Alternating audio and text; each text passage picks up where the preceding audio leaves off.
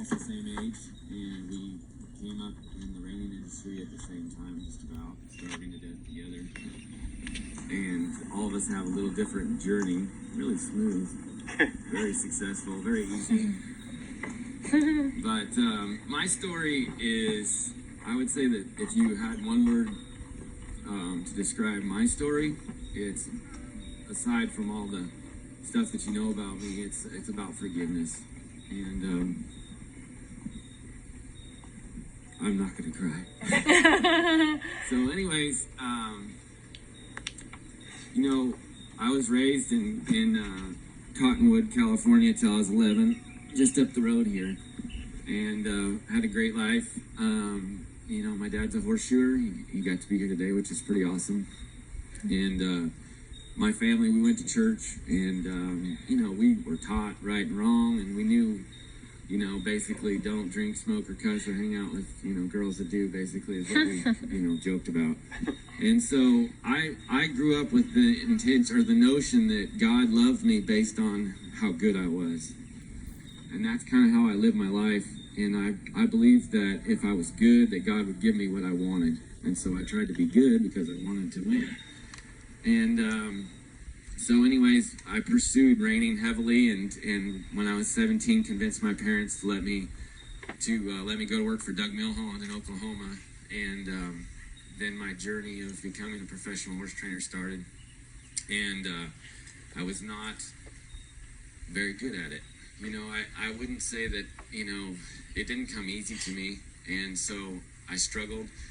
I was given great opportunities, and eventually started to figure things out as I moved around, and I got fired from a few jobs because of some poor decisions that I made, and just learning the hard way. And so as I became more successful and things started to get easier, I enjoyed it. I was kind of an awkward kid, not very cool, not good with girls, and just, you know, couldn't talk to people, which is not that easy to do still. But anyways, you know, as I started winning, when you start winning, you get kind of popular and people start liking you, even if they don't know you that well. And so I started to do well, and I started to enjoy that success, and I was able to continue to live a good life on the outside. And on the inside, I idolized myself, and I idolized my success at the highest point. I dedicated my life to that. And in the process, I wouldn't say that I necessarily felt like I sold my soul to it, but that's all I wanted to do and all I cared about doing, and I became successful at it. And hard work is good. Hard work pays off, and God blessed me with the talent to do this. And I enjoy it, and I love it, and I love the horses, and I love the challenge of it. And it's continuously challenging, but that part of it became pretty successful. And on the inside, I was living like a double life, you know, like I was not what maybe that I portrayed to be. I was pretty selfish, and I, you know, wasn't super truthful with people and with myself. And over time, that catches up with you. And so ultimately, I knew who God was, and I knew that God was good, and I knew that, you know, if I says, seek first the kingdom of God, he'll give you all that you ask, basically. And I thought, well, I'm going to do that so that I can win reigns. And so ultimately, I realized I started to do well, and then I won the fraternity in 2010, and that should have been like the highest point in my career.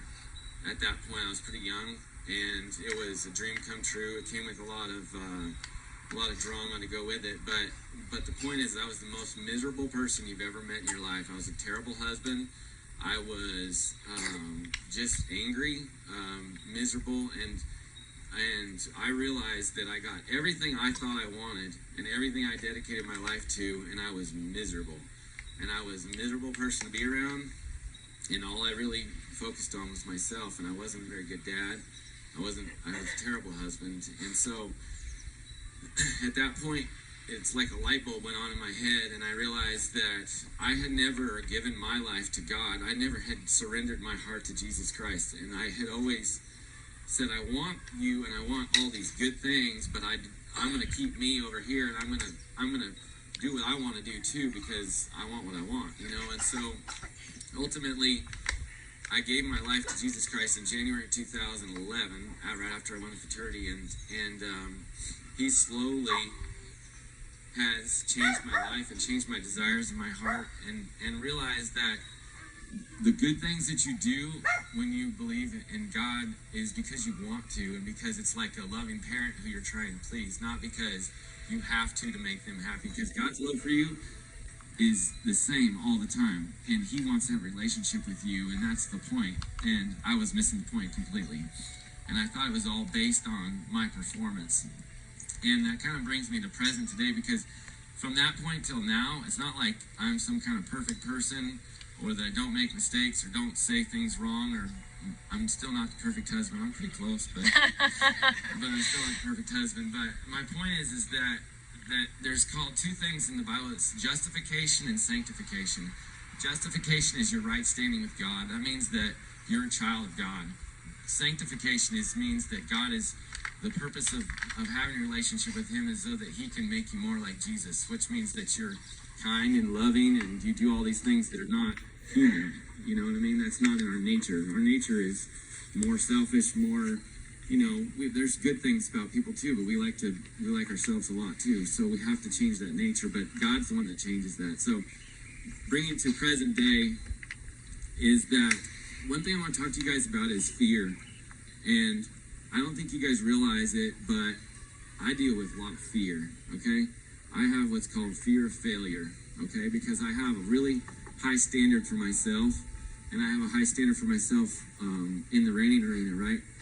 So sometimes I go to horse shows, and I feel insecure because my horses aren't riding good, and I'm supposed to be good, but they're not being good. And I think that my point is that what you guys don't realize is that you see us today the way we are, because on the outside it seems like we got it all made, right? But it's a continuous process to give my heart to God every day and say, God, what do you have for me today? And how am I going to be able to handle that? Because if I try to do it on my own, I'm a pretty sore loser. And I don't handle things very well. But when I say, you know what, I'm just going to trust you and obey you, and whatever it is that you have for me today, God, that's good. And when I live my life that way, it's a lot more peaceful. And so my point is for you guys today is that as you see me today, I'm not perfect. I'm here, and I want you guys to be here and see us and enjoy learning about reining. And I want you to realize that when you think that you're the only one in the world that's that big of a mess up or whatever, that you could never possibly reach your goals or your dreams, or those dreams were put in your heart for a purpose. God put those in your heart, and he gave you talent, and he has a desire for you to enjoy those things, but he also wants to be number one. And if you don't keep him number one, I can tell you from experience, it's not a great thing. So that's why, you know, I would say that it would be much better to choose a path of obedience and doing things the right way for the right reasons than it would be to choose my path, which is to do things for yourself and have to go back and ask for forgiveness, because it hurts a lot of people, and it hurts yourself too along the way. So that's kind of just the gist of my story, but I'm going to let Casey go because I didn't quite cry completely. Casey did.